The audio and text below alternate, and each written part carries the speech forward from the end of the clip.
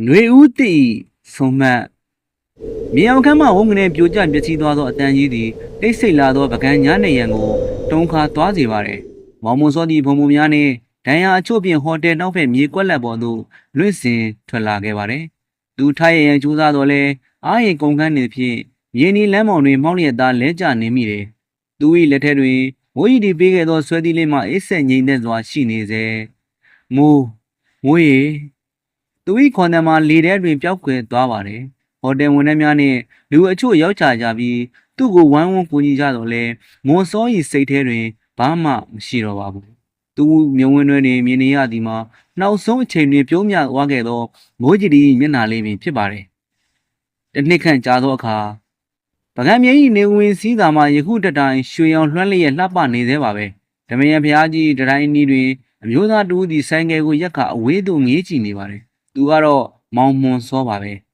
တစ်နှစ်တာကာလအတွင်းတွင်သူ၏ဘဝကများစွာပြောင်းလဲသွားခဲ့ပါတယ်သူသည်ရန်ကုန်သို့ပြန်သွားတော့ပဲပကံမှာပင်အခြေချကရှေးဟောင်းသုတေသနလုပ်ငန်းများနှင့်စေတနာဝန်ထမ်းလုပ်ငန်းများကိုလုပ်ကိုင်နေခဲ့ပါတယ်သူရင်ဘတ်ပေါ်တွင်တော့ထိုဆွဲသီးလေးကိုအဆောင်ရောင်တစ်ခုဖြင့်အမြဲဆွဲထားတတ်ပါတယ်ထိုညတွင်ဖြစ်ရများကိုလူများကငလင်လှုပ်ဝိမြေရောက်ခန့်ပြိုကျခြင်းဟုသာထင်မဲ့ကြတော့လဲမွန်စောအတွက်ကမူကိုနေရာသည်သူ၏အသက်သခင်နှင့်အချစ်ဦးကိုထာဝရမြုပ်နှံထားခဲ့ရသောနေရာတစ်ခုဖြစ်ကြောင်းသိပါတယ်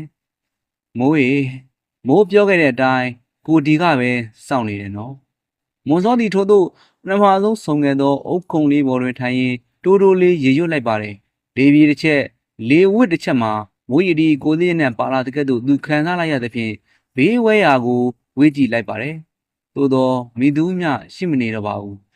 သူသည်သမင်းတစ်ချက်ချကပြန်ရန်ပြင်ဆင်လိုက်ပြီးအဝေးမှရှောက်လာသောအရေးတစ်ခုကိုတွေးလိုက်ရပါတယ်။သူသည်ခရီးသွားဓာတ်ပုံဆရာမလေးတူဖြစ်ပုံရပါတယ်။သူ၏ပခုံးတွင်ကင်မရာလုံးကိုလွှဲထားပြီးသူ၏အလှကိုတန်တော်ငေးမောနေပါတယ်။သူမအနီးသို့ရောက်လာချိန်တွင်မွန်စော၏နှလုံးခုန်သံများကမြန်လာပါတယ်။ထိုမိန်းကလေးဝတ်ဆင်ထားသည်မှာရိုးရှင်းလာသောအဖြူရောင်တီရှပ်နှင့်လုံကြီးကလေးပင်ဖြစ်ပါတယ်။သူမ၏လမ်းလျှောက်ပုံနှင့်ကိုယ်တွင်ဟန်နာမှာတစုံတဦးနှင့်ထပ်တူကျနေပါတယ်။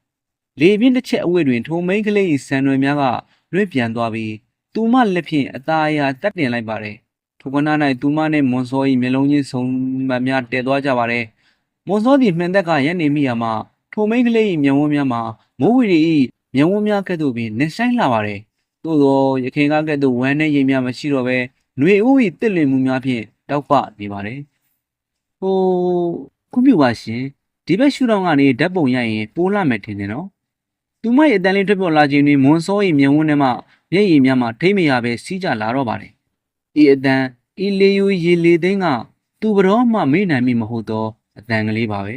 ။ဟုတ်တယ်ဒီဘက်ကနေကြည့်ရင်အလားဆုံးပဲဗျ။မွန်စောကအတန်တရုံဖြင့်ပြန်ဖြေလိုက်ပါတယ်။မိန်းကလေးကသူ့ကိုကြည့်ရင်ထူးဆန်းစွာပြုံးလိုက်ပါတယ်။သူမ၏အပြုံးသည်ရာစုနှစ်ပေါင်းများစွာဝေးကွာခဲ့သောချစ်သူနှစ်ဦးပြန်လည်တွေ့ဆုံခြင်းတွင်ပေးတတ်သောပြုံးမျိုးပါပဲ။သူမ၏လက်ပင်တွင်လည်းမွန်စောဆွဲခဲ့သောဆွဲသီးနှင့်ပုံစံသူဆွဲသီးလေးတစ်ခုရှိနေခဲ့ပါတယ်။သူသတိထားလိုက်မိပါတယ်